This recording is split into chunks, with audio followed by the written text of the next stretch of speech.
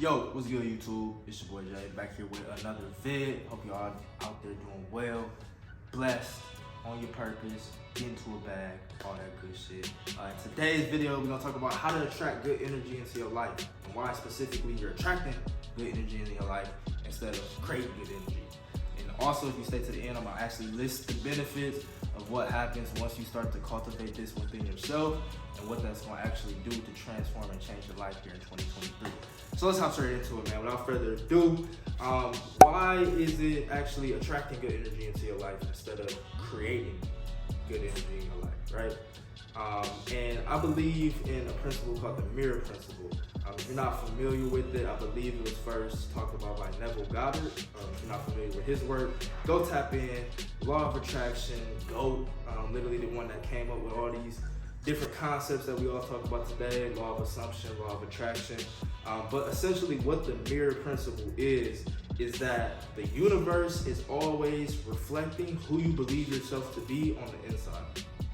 So it's not necessarily the opposite, right? Like a lot of people, I think, look at life as in, oh, everything's happening on the external and that's shaping who I'm becoming. So basically, like the nature versus nurture thing, like the environment is shaping reality.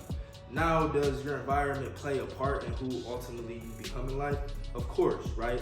But I believe that we play a bigger role in exactly what the environment is feeding us than we once maybe have believed at a time in my life, right? So instead of things just happening and it's out of our control, I believe that once we start to cultivate some of the practices that I'm going to talk about here in this video, we can actually begin to flip that on its head, and you could be in the same environment but have a completely different experience if you just start doing some of the things that I talk about. So first, it's all about loving yourself at the end of the day.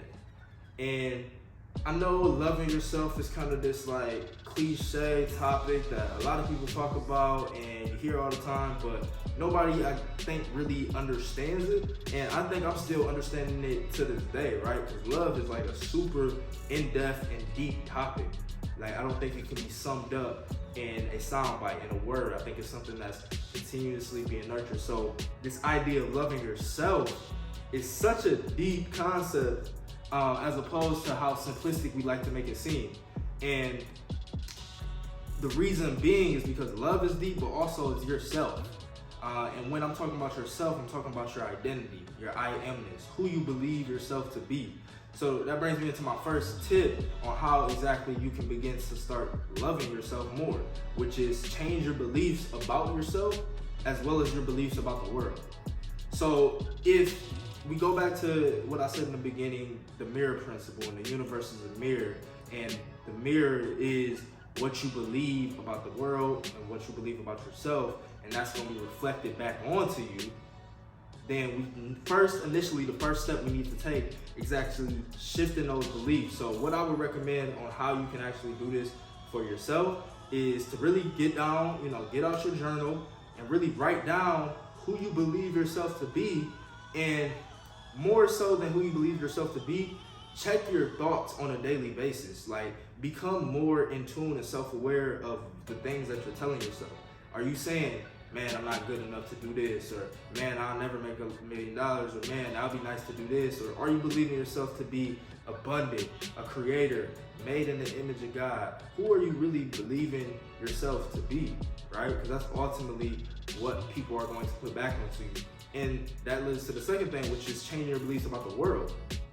So a lot of people view the world as evil and after you, and the Matrix and all these negative things. But what I feel like that does when we have that mindset is it ultimately lowers our vibration, and then it attracts the very thing that we don't want to happen. We attract all the violence, we attract all the negative people, we attract all the bullshit, we attract all the programming, the societal damaging that's happening in the world. We're not going to ignore and say it's not real, but we are going to believe that that's something that's in our control to shape our environment. So what do I mean by that? I believe that, yes, the world has some bad things going on into it, but I don't believe that that can affect me because of, going back to the first step, who I believe myself to be. I believe myself to be a creator. I believe myself to be abundant. I believe myself to be attracting the things that I want. So if I'm having a positive mindset and a positive image of the world and myself, there's no way I can attract negativity into my life, because that's not in my paradigm, right? I don't want to go too deep into paradigms in this video, and I don't want to make it too long. So that's the first step. Change your beliefs about yourself in the world. Write down what you currently believe about yourself in the world, and start to change those thoughts and consciously make the effort to become aware and really start putting in those positive self-talk. You know, that's the next thing. Positive self-talk is going to really help you to shape these belief systems, because you start putting in, I am abundant, I am a creator, I am grateful, I am a great leader, a great person, a great, start believing these positive things about yourself, because then, going back to the mirror principle, people are going to start treating you as such. People are going to treat you like you're a leader. People are going to treat you like you're a creator. People are going to treat you like you're abundant, because that's the energy you're presenting, right? Okay, and also with the self-talk, it's not all mental. There's also the physicality and action part about it too.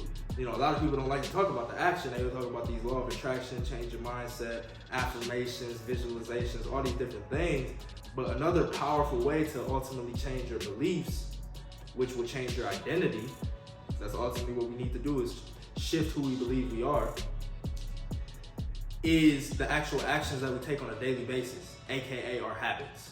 So immediately right now, check your habits and see what habits that you have currently that are not serving you, and what habits do you have currently that are serving you. And what I would suggest is to trade one out for the other, right? So if you have a negative habit that you feel that is not serving you, let's say, you smoking weed all the time, or you drinking all the time, or you watching porn, or you constantly chasing after women. Any negative habit that you have that's not serving you, immediately think of the positive habit that you can replace it with. So whether that's reading, journaling, exercising, visualization, all these things that I just talked about, start to just do it one by one, right? You don't want to overwhelm yourself, but with practicing healthy habits, what that's going to do is it's going to affirm the things that you're already feeding to your subconscious. It's going to lock in those things. So I could say I'm abundant, I could say I'm a creator, I could say I'm free, but if I'm still bound by addiction, then there's conflict there. There's not resonance, it's not alignment. So we really want to have alignment to actually shape our identity. So to have that alignment, our actions have to match up with our words, and our words have to match up with our thoughts, and our thoughts have to match up with our feelings, and then we become. So a lot of times people change their thoughts, but then they don't do the feeling work. They don't visualize. They don't feel as if it's already true. And then they feel as though thoughts and the feelings get attacked, but then their actions are not in alignment with that. So then they don't experience the results that they ultimately want. And what are those results that we ultimately want? What's the benefits of actually attracting good energy into our life and becoming a conscious creator of our reality, as opposed to a victim of our circumstances? What actually happens? Well, you start to, everything gets better. Obviously, that's the whole theme of this video, is shit gonna get better if you start attracting good energy. It's in the title, it's pretty self-explanatory, but I'm not gonna leave y'all with that. I'm not gonna do y'all like that. You're gonna actually have better relationships, not only with women, but your friend circle, your group, your relationship with your parents, your relationship with your siblings. Everyone's gonna treat you better because you are treating yourself better. Let that sink in. Everybody's gonna treat you better because you're treating yourself better. So all stems with you going back to the first principle of being a mirror. And not only does this happen in your close personal relationships, but also in new opportunities that could present themselves, like business opportunities. People that don't know you, they're gonna automatically see the frequency that you're vibrating on a deeper level. Like, they're not consciously saying, oh, this person's aura is glowing, or he has a high vibration, right? But as humans, we communicate not only verbally, like how I'm communicating now, but we communicate non-verbally as well, whether that's body language tonality, the things that I speak, like I can speak these things in a monotone way and there's no energy in my voice and y'all will get bored with this video. Or I could be enthusiastic and feel like, you know, this shit is really resonating because this is the type of stuff that changed my life. When I started incorporating healthy habits, my life got better. I started to feel better on a daily basis. You know, you're not gonna deal with the depression and anxiety that you have because ultimately what I feel that those are, and I got this from watching an interview by Andrew Huberman. You know, he's a doctor in neuroscience, and he was just talking about the brain. But what ultimately I feel like those states are is the body's cue of telling you to change something, right? Like that's how it's been designed. That's how our system's been designed. Like our brain doesn't know to get water, but our brain will begin to make our tongue dry. It will get a discomfortable feeling. And as we get older, you know, to fix that feeling, we would go to water. When our mouth gets dry, you know, when we get uncomfortable, when we feel like we need something, we would go get water, and that would do it. So that has that pattern now. So now every time your mouth gets dry, you know you're thirsty, and you go get water, and you don't even consciously think about it. But not only does that stem with, you know, basic habits like water, or brushing your teeth, or going to get food when you're hungry, but it also stems from all the other habits that you have in your life. You know, everything you do is shaping your life. So if you're feeling anxious and depressed, that's telling you that you need to change something. You know, you shouldn't be feeling anxious. You shouldn't be feeling depressed. So therefore, if you're feeling anxious or depressed, maybe meditate more. Get clear on where those thoughts are coming from.